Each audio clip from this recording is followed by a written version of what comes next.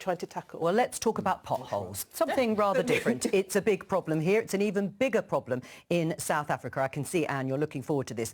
The government there has allowed the private sector to step in to start repairing them. Let's talk to Phumza Falani, BBC correspondent in Johannesburg. Hello to you. Phumza, how bad is the situation with potholes in South Africa?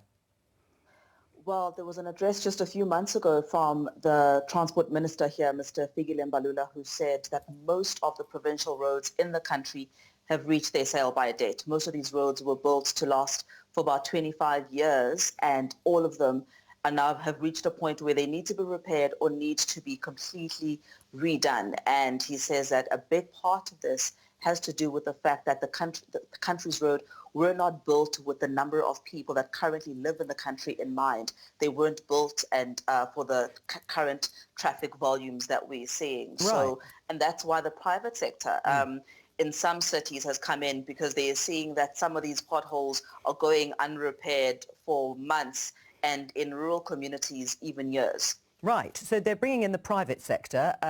Insurance companies are playing a much more major role, and also using their repairs as advertising. Tell us about it.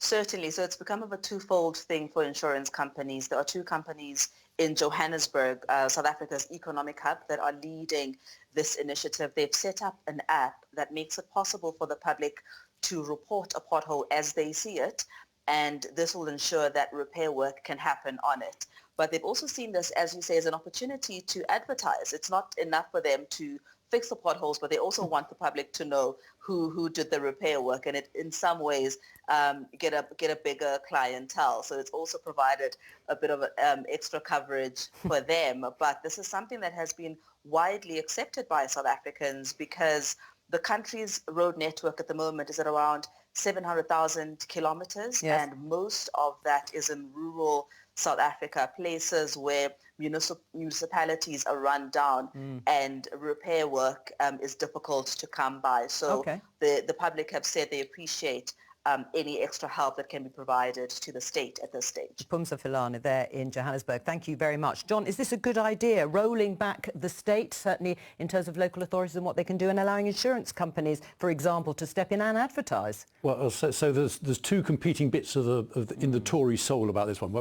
Part of me just says, look, this is a great practical short-term answer to fixing holes in the road, and who wouldn't want that to happen? Absolutely. So what a great idea. I think in the longer term, it's probably a bit of a wobbly foundation on which to build, an essential public service. And economists get very excited about public goods, things we all use, and the way that they should be dealt with, usually by a democratically elected government. So I think it's probably a really good short-term special case answer. I suspect it's probably less robust and sustainable in the longer term. Sarah, where are you? I think I agree with John. I mean, in South Africa, they do things differently in lots of different ways. A lot more private sector involvement in a lot of things that would be public services, like the fire service in South Africa. So they do things differently. They have much more poverty, a completely different situation. In this country, we have a government that talks about levelling up, but it's hollowed out local government. Local government does not have the money even to fix our roads, and that is shameful. And I would suggest that probably the solution is for government to get a grip and try and focus on the things it should be doing, rather than introducing a scheme like this. Although it does look attractive, as John says, on the outset. What's to dislike? What's to dislike. Well, where are you? Perhaps the government has more of a role. Where are you, Anne, in terms of the Tory soul that John was talking about? Well, I think it's an excellent short-term solution. Insurance companies obviously have a vested interest because they pay out for damage.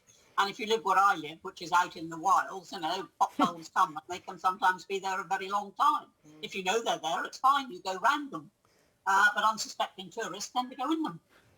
So I think it's a lovely short-term solution. I do agree with John. You've got to have a longer-term solution. You can't say, well, we're going to do this forever.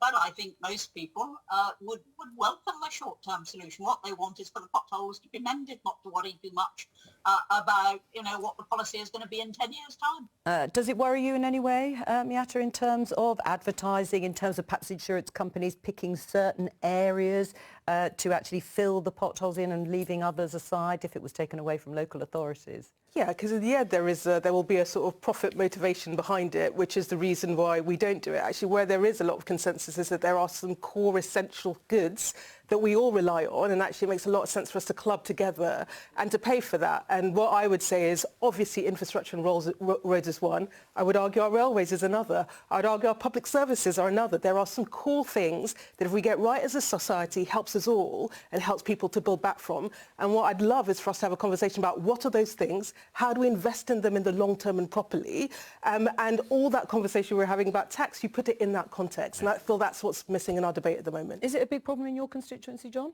Potholes. Most winters, yes. I mean, just because that's when the frosts come, and so therefore there's a huge, great big bind in spring of trying to fill them in. So I don't think we're unusual. It's part of normal British weather, I think.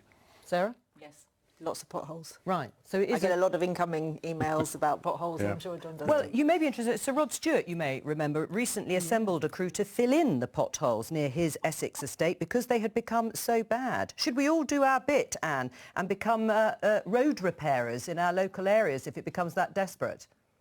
Well, I think we all know the problems that are caused by road repairs. And if you have a whole lot of amateurs doing it, you might get exactly the same result. So, yeah, I'm all for being public-spirited and cutting back the odd edge that is obscuring drivers' views and things. But I don't see myself somehow as a road repairer to be relied upon.